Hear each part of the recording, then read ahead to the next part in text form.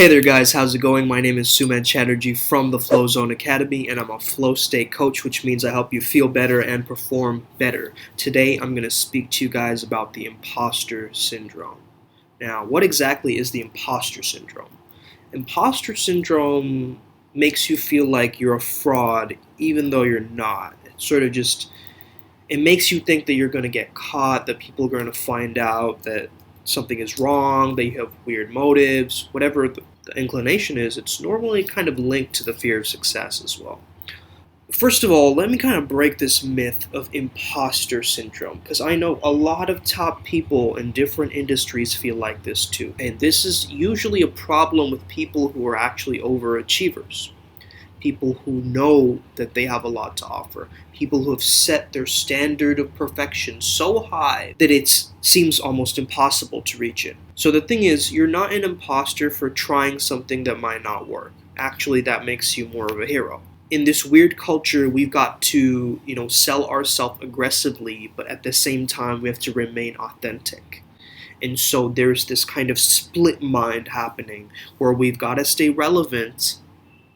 At the same time, we've got to be authentic, and this kind of fear of being inauthentic, okay? The whole system of success that is being sold to you actually sets you up to make you feel more like a fraud, okay? Why? Because any kind of self-improvement thing is constantly reminding you that you're not good enough, that you need my product, that you're not there already, that you need to keep enhancing yourself, you need to keep improving yourself, and continuous growth is necessary. However, at the same time, you've got to understand that you've got to feel whole, you've got to feel at one with what you're doing and being.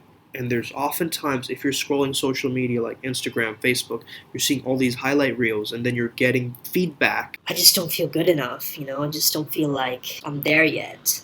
You're comparing yourself to them. They're portraying their ideal, curated self, and you think that that is the norm. That's the first place to start.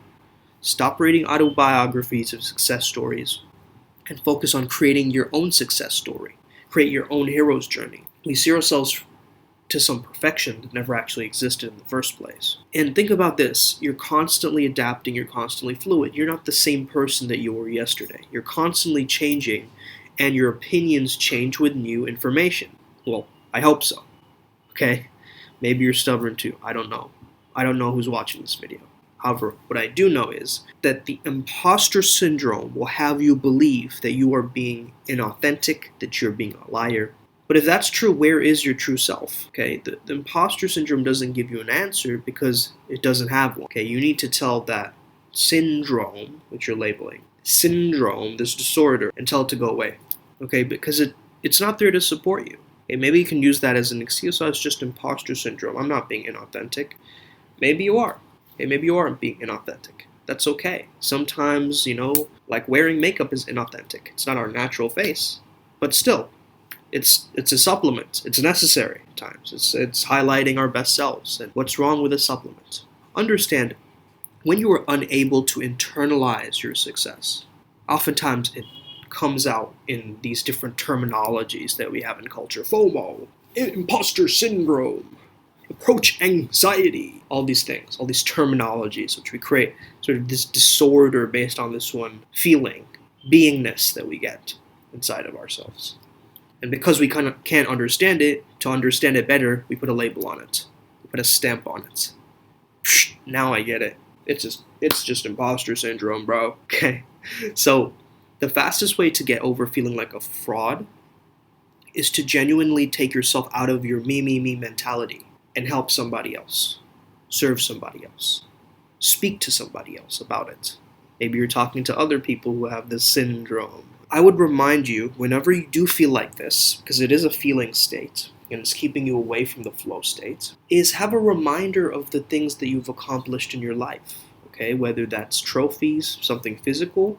It can also be things that people have told you, compliments that people have told you. It can also be like testimonials. Basically what I'm saying is like collect your wins. Be able to stack those wins and keep them as a place in your memory bank. You can go back to that when you do feel like an imposter. Because, unless you cheated on an exam and then got a good grade on it, don't put that up because that's reinforcing the imposter syndrome more.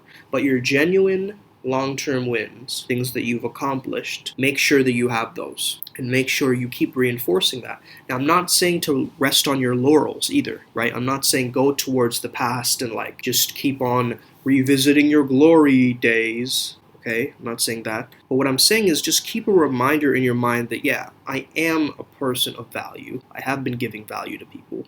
I'm genuinely doing what I love. And I'm doing it in a way which will give me that confidence and that self-reliance that I can continue forward. And getting that backpack of resilience, as I like to call it, will help you a long way in your life.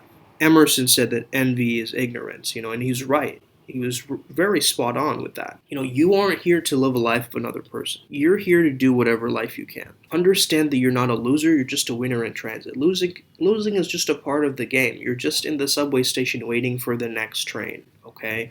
And you can't glorify this kind of failure. Don't be like, oh man. Understand that those dark nights of the soul, those were the pivotal moments, right? Those were the building blocks. Those were the moments where you were like, feeling into that pain and using that pain as a catalyst, as fuel to get you to better yourself and improve yourself. Understand that sometimes it feels like we're actually breaking ourselves down, but we need to break ourselves down in order to build ourselves back up, to break ourselves down again.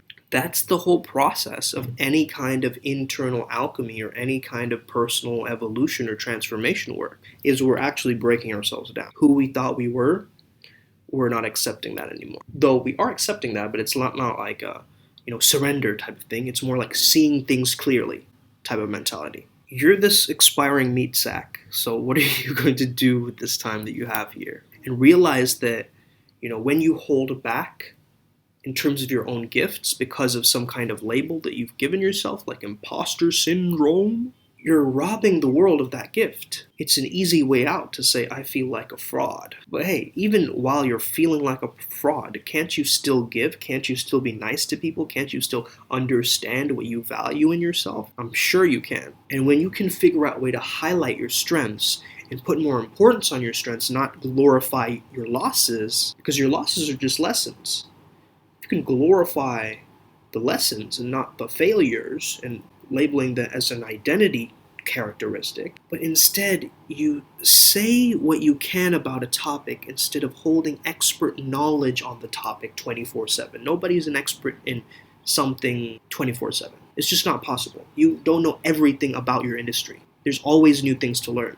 That's the rabbit hole of knowledge. So we keep learning. So the more you know you don't know, the more you can keep learning. So in my new book, The Theatroplasticity Method, I discuss a few techniques on how to get over this feeling of like imposter syndrome and actually step into acting out and being that character that you truly prefer to be and be congruent and stay in that character as well. And I have different behavior modification techniques using acting and using theater as a background as my work, training to be a professional actor as well as training to be a positive psychologist.